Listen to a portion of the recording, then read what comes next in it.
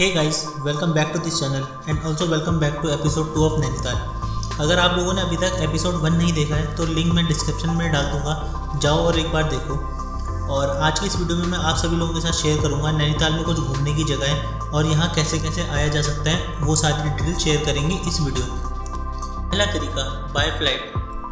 नैनीताल के सबसे पास जो एयरपोर्ट पड़ता है वो पड़ता है पंतनगर। एयरपोर्ट से नैनीताल की दूरी है 70 किलोमीटर और हमें प्राइस पड़ जाता है, उसमें फ़्लाइट का टिकट जो पड़ जाता है वो पड़ जाता है 5500 के अप्रॉक्स।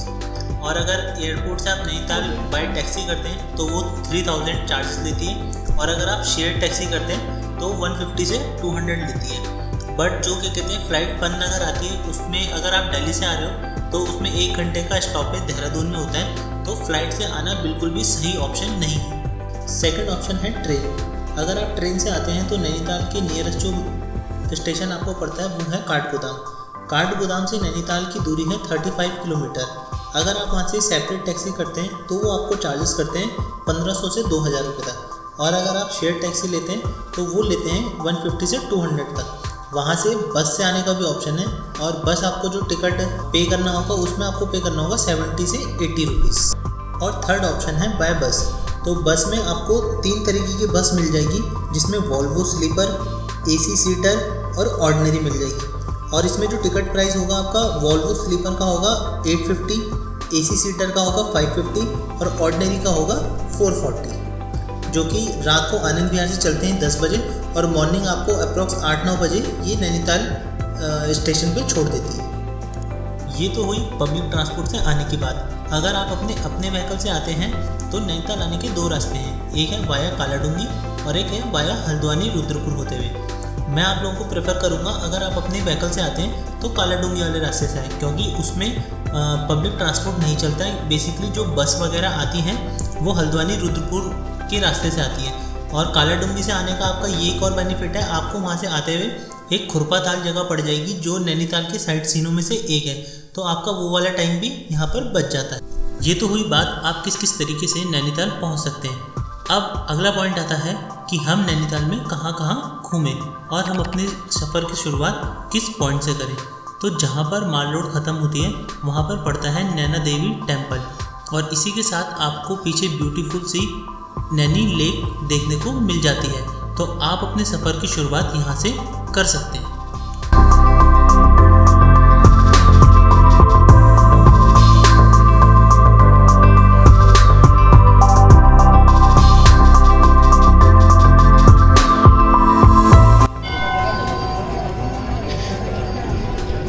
तो भाई बस मंदिर में तो इतना ही है, बाकी यहाँ से निकलते हैं बाहर। यहाँ से बाहर निकलते ही छोटी छोटी दुकानें पड़ जाती हैं, वो दिखाते हैं यार आपको भी।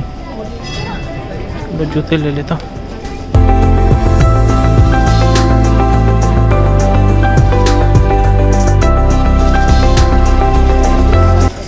तो पूरा गाइस मंदिर का एंट्री गेट, जैसे ही वहाँ से बाहर निकलते हैं तो छोटी छोटी शॉप मिल जाती हैं शॉपिंग वगैरह के लिए। वो सामने गुरुद्वारा भी है, इधर फूड इंस्टॉल वगैरह और एक कपड़े। अब हम लोग जाएंगे ऊपर राजभवन।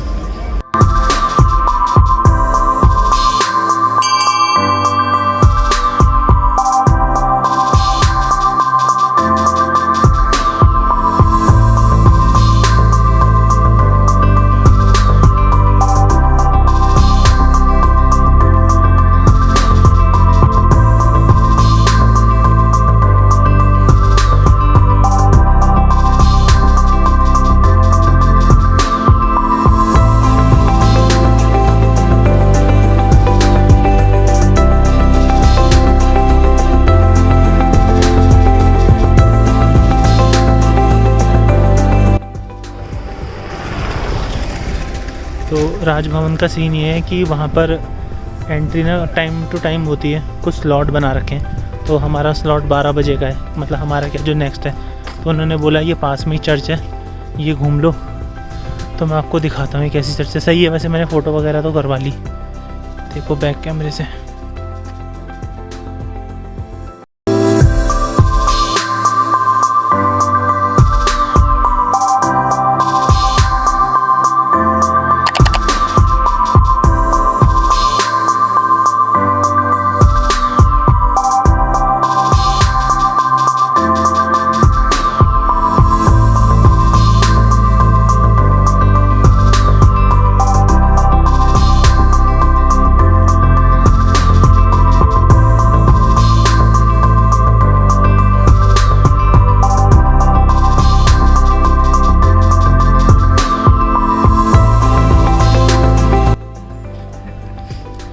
अब वेट करते हैं राजभवन की एंट्री का और फिर आप लोगों को दिखाएंगे राजभवन कैसा है अंदर से। तो गाइज़ ये है राजभवन नैनीताल, गवर्नर हाउस भी कहते हैं इसके बाद। तो ठीक है, देखो ये लग रखा राजभवन मल्लीताल तल्लीताल। और ये यहाँ की टिकट वगैरह के प्राइस, अडल्ट की 50, बच्चों की 20। अब चलो चलते हैं, टिकट लेते हैं यार सबसे पहले।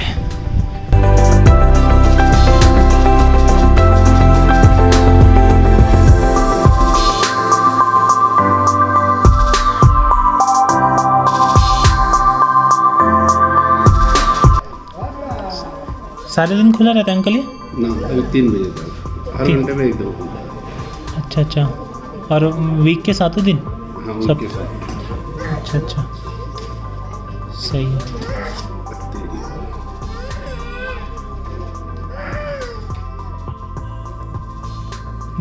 सुबह कितने बजे खुलता है? सुबह क्या है? 11 से 3 है, 1 घंटे का स्लॉट। तो एंट्री कर गया। हाँ कोई बात नहीं। क्या पिक्चर देखा होगा ना ऋतिक रोशन जादू वाला, उसमें जो पुलिस स्टेशन बनाया गया यही पुलिस स्टेशन है सर, जिस समय जॉनी लीवर सर खड़े रहते थे। इसके बैक साइड जो है संजय स्कूल है सर, जिस समय शूटिंग के टाइम में ऋतिक रोशन पढ़ते थे, बास्केटबॉल हुआ करता था, वो स्कूल में हुआ करता था। उसका गेट बाहर से है सर। मेरा नाम मनोज पांडे है, जो मैं आप लोगों का गाइड हूँ। बिल्डिंग के अंदर जितना पोजीशन रोज के भांति गवर्नर साहब ने पब्लिक के लिए खोल रखा है, मैं आप लोगों को दिखाऊंगा। बिल्डिंग के अंदर फोटोग्राफी अलाउ नहीं रहेगा, बाहर आप खींच सकते हैं। आधा घंटा समथिंग लगता है सर, लॉन में चलना मना है बाहर से। आइए, ये राजभवन जो आप देखने जा रहे हैं ये 122 साल पुराना है, 2 साल में तैयार हुआ है। 1897 में निर्माण हुआ, 1899 में फिनिश हो गया सर। पहले बताते थे जैसे अंग्रेजों के गवर्नर 6 महीने यहाँ रहते थे, 6 महीने शिमला, उसी प्रकार जब यूपी में था 6 महीने यहाँ रहते थे, 6 महीने लखनऊ। जब उत्तरांचल बना 2000 में 3 स्टेट बढ़े, झारखंड, छत्तीसगढ़, उत्तरांचल, तो उत्तराखंड के फर्स्ट गवर्नर थे सुरजीत सिंह बरनाला साहब, जो पंजाब के मुख्यमंत्री थे, उत्तरांचल के फर्स्ट गवर्नर थे। उन्होंने ये विजिटरों के लिए 26 नवंबर 2001 को खोला गया सर, उससे पहले पब्लिक के लिए अलाउ नहीं था सर। आगे से लेफ्ट चलेंगे सब लोग। अब ये सामने देखिएगा, ये देवदार के पेड़ हैं जो आप लोग देख रहे हैं। ये पहले रेलवे में बताते थे स्लीपर बनाने के काम आते थे, जो पटरी के नीचे लगते थे। अब तो सीमेंट के बनने लग गए हैं। इनकी लाइफ काफ़ी रहती है सर, 200-300 साल पुराना पेड़ रहता है, देवदार ओक कहते हैं हाँ सर इसे। और ये राइट साइड देखिएगा, ये मिनी गोल्फ है हाँ सर, ये जो ग्राउंड दिख रहा है आपको, मिनी गोल्फ।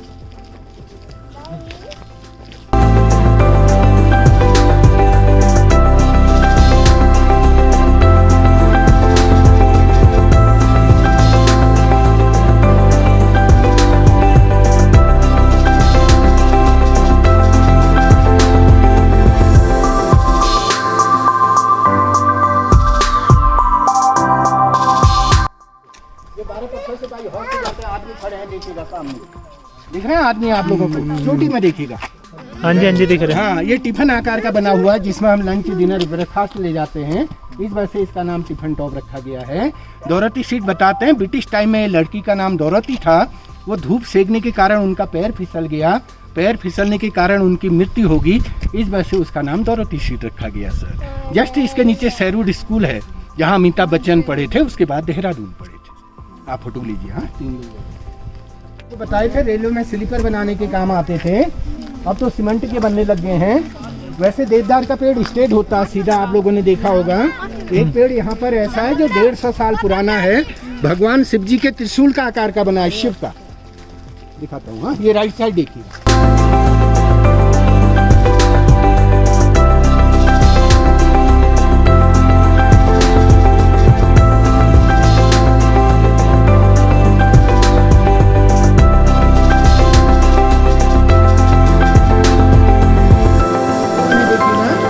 बताते थे सीमेंट नहीं हुआ करता था पहले, जैसे उड़द की दाल है, चना है, गुड़ है, चूना है, उसी के लिए से बिल्डिंग बना हुआ जो आप लोग देख रहे हैं ना दालों से। इसका जो फ्रंट दिख रहा है आप लोगों को, ये बताते हैं लंदन में जो महल है रानी का, बकिंघम प्लेस, सेम उसी की 2 कॉपी से बना हुआ है। वो बड़ा है, ये छोटा है सर। तो गाइस अभी जो आपको सामने मेरा दिख रहा है, ये है राजभवन का फ्रंट साइड। और सारी डिटेल वगैरह गाइड ने बताई दी यार, बहुत सही गाइड है, उस बंदे को बहुत चीज़ें पता है यहाँ पे। और सिर्फ 50 रुपये लेते हैं देखने के। और ये इसके चारों साइड का व्यू, ग्रीनरी ग्रीनरी हर तरफ।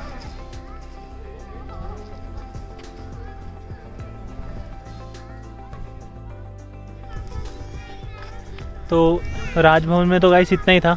अब चलते हैं नैनीताल की तीसरी डेस्टिनेशन में, केव पार्क जाएंगे और बताते हैं उसके बारे में वहाँ पे क्या क्या है। वैसे तो मेरे को पता ही है यार, वहाँ पे ना 6 के कहते गुफा टाइप की बन रखी हैं और काफ़ी सही है वो।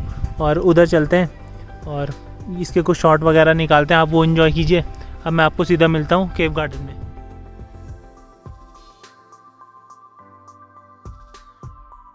केव गार्डन के सामने खड़ा हूँ और एंट्री है अडल्ट की 100 रुपये और चिल्ड्रन की 60 रुपये। तो ये रहा यार सामने एंट्री गेट। अरे वाह, ये रहा।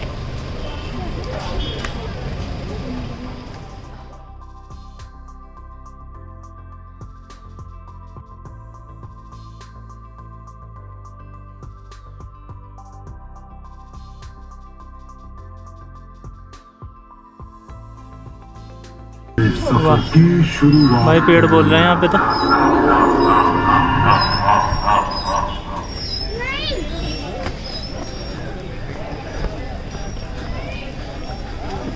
टिकट दिखाई। टिकट? अरे यार मैंने फिक्स तो नहीं दी। अच्छा, तो भाई यहाँ पे टिकट चेक करवानी है पहले। 2 जगह हो गई टिकट चेक हमारी गुफाओं में सा।